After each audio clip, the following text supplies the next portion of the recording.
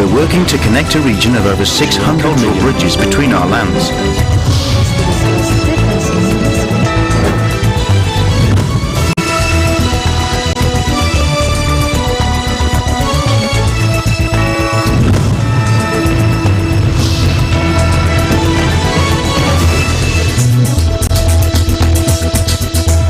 Welcome to ASEAN in Focus. I'm Maricar Velasco, delivering to you the latest news in and around the ASEAN region.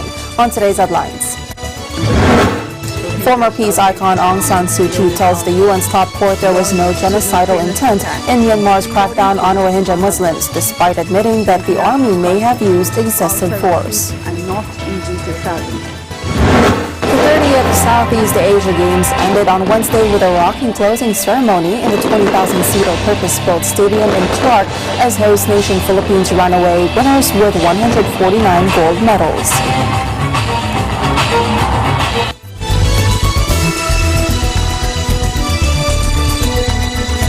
Former peace icon Aung San Suu Kyi tells the UN's top court there was no genocidal intent in Myanmar's crackdown on Rohingya Muslims, despite admitting that the army may have used excessive force. The 1991 Nobel Peace Laureate rejected the misleading and incomplete allegations by the Gambia that Myanmar's 2017 military operation amounted to an attempt to exterminate the Rohingyas. Thousands of people were killed and raped, and around 740,000 Rohingya fled to neighboring Bangladesh after the Myanmar military launched a huge offensive that it said was in response to attacks by local militants. It cannot be ruled out that disproportionate force was used by members of the defense services, in some cases in disregard of international humanitarian law, or that they did not distinguish clearly enough between ARSA fighters and civilians. But these are determinations to be made in the due course of the criminal justice process, not by any individual in the Myanmar government. We pray the court to refrain from taking any action that might aggravate the ongoing conflict, and armed conflict, and peace and security in Rakhine. We shall adhere steadfastly to our commitment to non-violence, human rights, national reconciliation, and rule of law as we go forward to build the democratic federal union to which our people have aspired for generations past.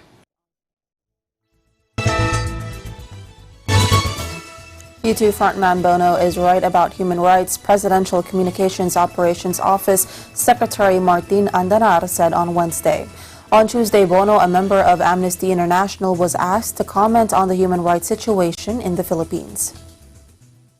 And I would just say you can't compromise on human rights, and that's my soft message to the president. Which again, Andanar agreed with Bono's soft message addressed to President Rodrigo Duterte, saying you can't compromise on human rights, adding, we all know that Bono has been a supporter, a member of Amnesty International for the longest time. He has his beliefs, and we actually agree with the fact that human rights should really be upheld, Andanar said in a press conference in Malacanang. That's a policy of the government that we should protect every person in this country because human rights is sacred, he added. However, Andanar also said human rights encompasses so many things, such as the right to health and well-being, freedom of expression, which the Duterte administration has prioritized.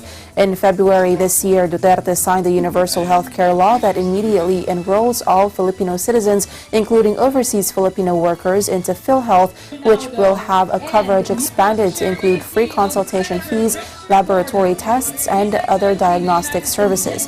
The president also signed Freedom of Information Executive Order in 2016, which allows Filipino citizens to request any information about government transactions.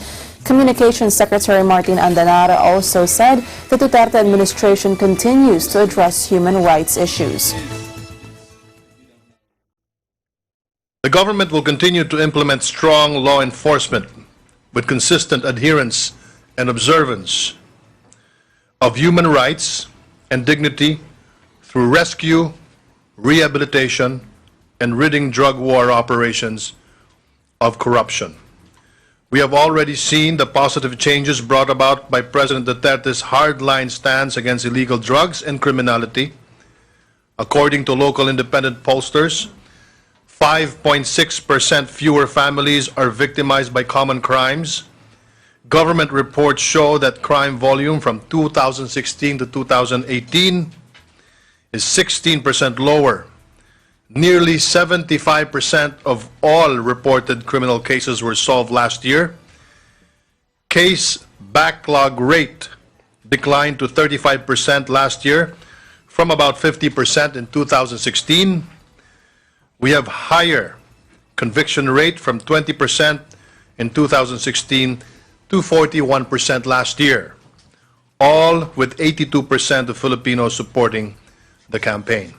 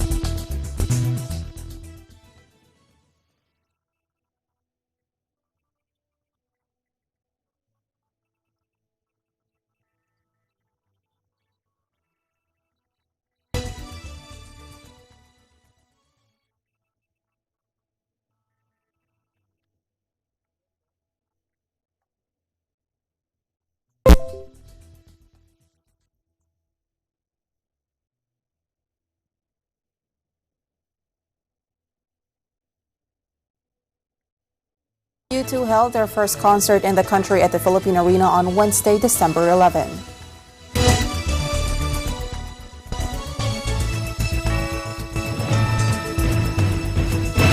The 30th Southeast Asia Games ended on Wednesday with a rocking closing ceremony in the 20,000-seater purpose-built stadium in Clark as host nation Philippines ran away winners with 149 gold medals. We Filipinos have shown the world that we can do it. Kaya natin. At hindi lang natin kaya, we will do it with world-class quality. Breaking many records, biggest SEA Games ever.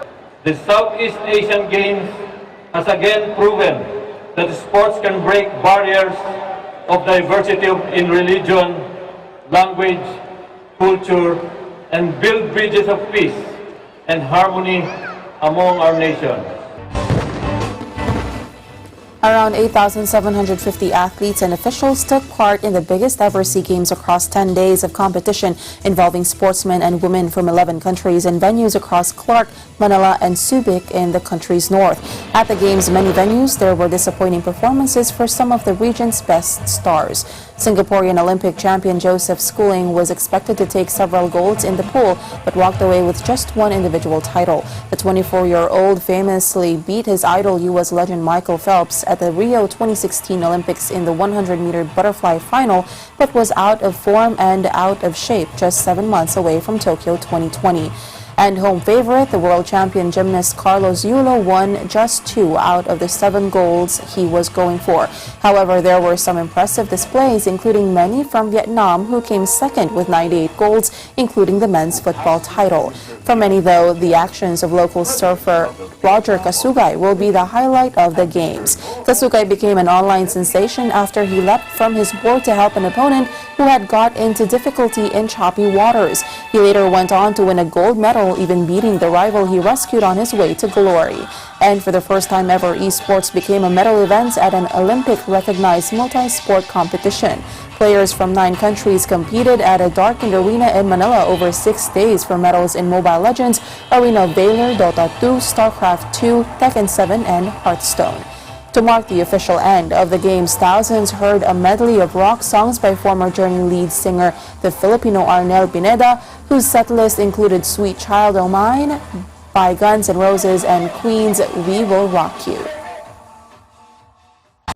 I hereby declare the Southeast Asian Games closed, and I call upon the youth of the Southeast Asian countries to assemble 2 years from now at Hanoi, Vietnam, to celebrate the 31st Southeast Asian Games.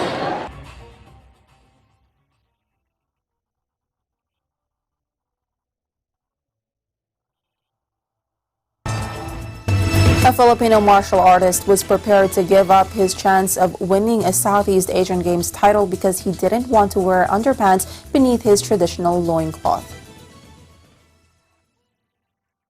Samuel Delfin eventually picked up gold for his weapon-wielding anyo routine in the Arnis competition, but only after he was persuaded to wear skimpy underwear to avoid a wardrobe malfunction on live television.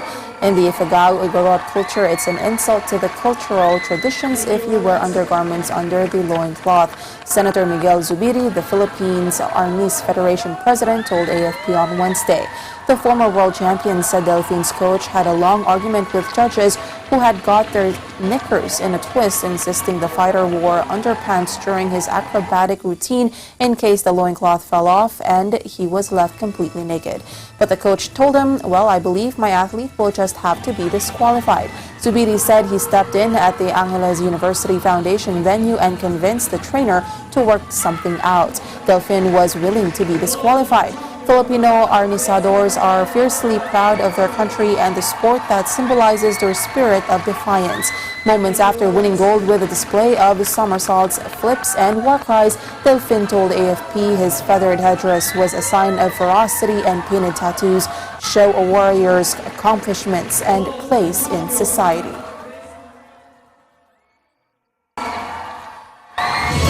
When we come back, our resident ASEAN resource person, Dr. Carlos Tabunda Jr., joins us to interview our guests for today.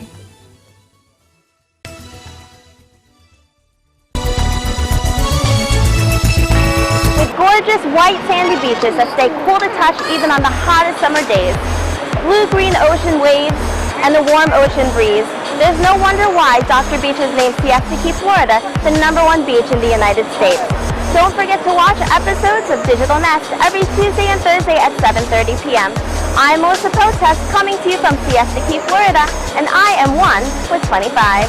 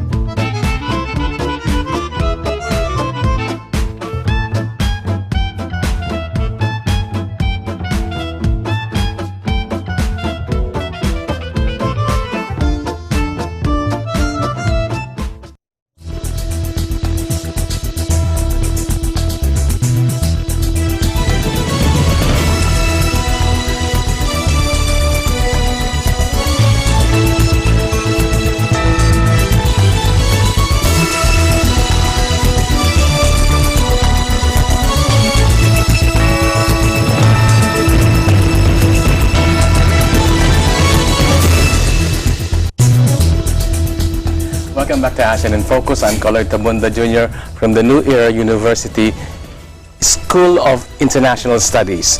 Today we are honored to have as guest a former commissioner of the National Commission on the Role of Filipino Women, Dr. Feby Mangahas. Dr. Mangahas was also a member of the Board of Commissioners of the National Historical Commission, NHCP, and she headed the Cultural Center of the Philippines Women's Program. Aside from that, she is also an author and co-author of textbooks on Philippine history and social studies, and her essays on women and babaylan feminism are a significant grounding of feminism in Philippine culture and history. Welcome to the program, Dr. Feby Mangahas. Okay. Good afternoon. Thank you. So while the eyes of the whole country was transfixed with what's happening to the Southeast Asian Games, we were at the same time quietly observing the Human Rights Consciousness Week in the Philippines. What is the participation of the women's sector in this celebration, in this observance? Well, for our NGO Women in Development, we are a member of the National Committee on Human Rights Consciousness, Human Rights Consciousness Week, organized by the Commission on Human Rights. Okay. So we participated in launching the week. And then last year we had an interfaith dialogue on human rights, because we believe that religions, all kinds of religions, are grounded in human rights, because we value human life, human freedom, human dignity.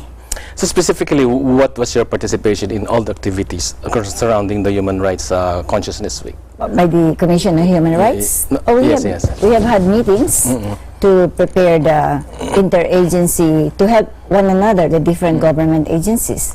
We had the military there, the academe, we had social NGOs and social services groups, and we tried to update each other on the progress of our work with regards to human rights.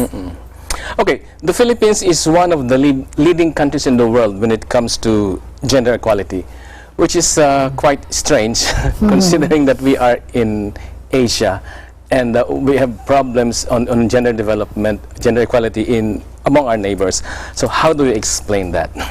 Probably it's not just geography, but the gender identity itself is a problem worldwide. And maybe it is really strange that the Philippines is somewhat ahead of the other. We call that strange, no? Parang it is strange because most of our countries surrounding us really have problems with women's rights, but not the Philippines, because we have a long tradition of women in our prehistoric times, during prehistoric times, which is not common in our Philippine history, by the way. Which is not written actually. Yeah, it's not well written. It's not well read. Yeah, when we write Philippine history, we sort of begin already with the colonial period. So you sort of downplay the prehistoric times. But in pre-Spanish, the pre-colonial, pre-colonial periods, we had 4 leaders of authority: the Panday, the Datu, the Bagani, and the Babaylan. Okay. So the Babaylan, the Datu is the political leader. Yes. The Panday is the technician. Okay. And then the warrior is the Bagani, Okay. But one of them, leading the community, is the priest. The priestess. The priestess. But actually, the priestess had many functions. She was in charge not only of the spiritual realm, but also of the physical realm, in terms of, predicting the weather, curing diseases, mga ganyan. So women were into several fields: physical, material, helping the Datu, telling them when to plant, when to go to war, and then in the spiritual realm, to cure the diseases, to cure psychological problems of the community, and many others, like cultural also. They were the epic chanters. They knew the history and the memory of the tribe or of the group. So the Babaylan, most of them were women. Okay. Although there could be men, but the standard was set by women. How do you explain that? Say, you mean to say we don't have a really macho culture in the Philippines? No, because I think we live in a very tropical region. Okay. And our land was blessed with so rich natural resources and rich soil that, production was not labor intensive. We did not need the men to bring home the bacon. The brute strength of men. Yes. And the men and women could work together in the field. In the fields, okay. Yeah, and it was so abundant, it's so fertile. So there was really communal work even at the beginning. So we did not value people because they were men and they were women, or women were put down. No, not at all, because they were just equally productive. That's a very good explanation, actually. That's the first time I've heard that, because I've always asked my questions, why is it like this here in the Philippines? There's no much issue regarding gender equality. How about, can you explain India? India, I think the regions are so vast and so varied. So maybe also they were populated by different world religions. There were so many. And they developed right away the dynastic system, the imperial system, where women could not really do that because you give birth, and the men were really the warriors in their society. And there were many wars because they were imperial wars at the and these wars, of course, were led by men. Men. And that's why they looked down on women in a way, but they also valued women for the fertility, for being mother and all of that. But generally, really, women have more problems in countries like that, where you have dynastic and imperial systems of government. So the leadership was actually left for the men. Yes. So that's India, and of course, India right now is all over the news because of what's happening there right now when it comes to crimes of violations against women, right? Yeah, maybe in the remote areas, but in the urbanized, among educated classes, that is not so. Maybe we cannot generalize for India. Okay. What about Japan? Japan is a very modern society, but women are still relegated. They have a relegated role. Yeah, because in we society. developed warrior class, warlordism was early in Japan, feudalism was early in Japan. So the men had to be there in the forefront. They had to do a lot of fighting, but you know, if you watch telenovelas, the women there are very, very cunning and very powerful also behind the men, and you know, manipulating powers behind the throne also.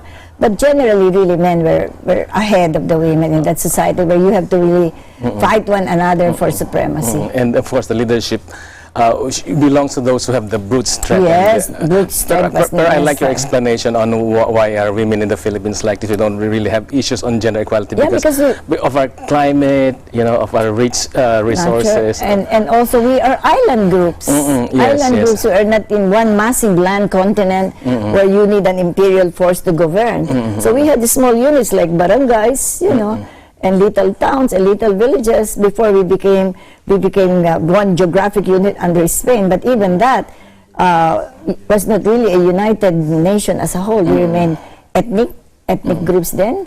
We still have regionalism, we still have this, but still the women already had a long history of being equal. I guess we had that experience. But of course, leadership in the barangays were mostly left to the men, the datus. Yeah, or but do we have examples of women datus? Well, rarely, but women would not ambition to become datus because as babaylan, they have massive powers by itself, diba? They have culture, they have spirituality, they have health. It's like having 4 departments under you. So women really played important roles in those early communities. And they were engaged in parang panghuhula. Yeah, they can predict the going to future. win this war? Yes. Or what? Okay. So the women really were not on the sideline. They were participatory right away. Okay, and that's very good for political culture. So how is it now in the Philippines, modern Philippines? How are women's rights here now in the Philippines? You know, it can be traced also to the process of colonization. When Spain came here, they brought their patriarchal system. Okay. Their economic system, political system, and even their gender system was brought here. So we went through that. Well, the Americans introduced something more democratic than that, but still, patriarchy as a whole was already strengthened by colonialism, and also by the men who enjoyed the privilege. Because when the colonizers came, the first to be co-opted were the men because they had positions. They can easily enter the colonial system and become gobernadors, or become mayors, or become cabezas de barangays. But the babaylans were not included in the whole system. In fact, they were the rivals of the friars, di ba? Yes, of the friars who were all male. And so there was this early babaylan suppression, which was very violent in our history. So that's during the colonial era. Yeah, colonial era. What about now, present? Well, in the modern era, you know, it's very difficult to say that women have not gained some rights. We have, but we are still looked upon as sex object generally, whatever you say. Okay. Yeah, sex. You're the one saying that. in films and entertainment, especially, you see sexism everywhere. Diba? You have to dress like this, you have to act like this, and play these roles, passive, lovesick, ganyan. Because, you know, the commercial nature of entertainment especially, and even in society generally, it is imbibed by everybody that, you know, women, because you give birth, you have to stay home longer, you have to take care of the children, and the men cannot do that. But with OFW, not overseas work, many are women. There is no switching, more switching of roles. And in the whole, since we're still one of the leading countries in the world when it comes to gender equality, women's issues and rights in the Philippines, medyo rosy yung picture natin. Okay, watch the full length of this interview with Dr. Mangahas in Asian in Focus Weekend Edition. Meantime, thank you very much, Dr. Mangahas, for guesting on our show. Thank you. That's all, folks. Back to you, Maricar. Thank you, Dr. Kaloy. And that is latest news in the Southeast Asian nations. Stay updated about the ASEAN region. I'm Maricar Velasco, and I am one with 25.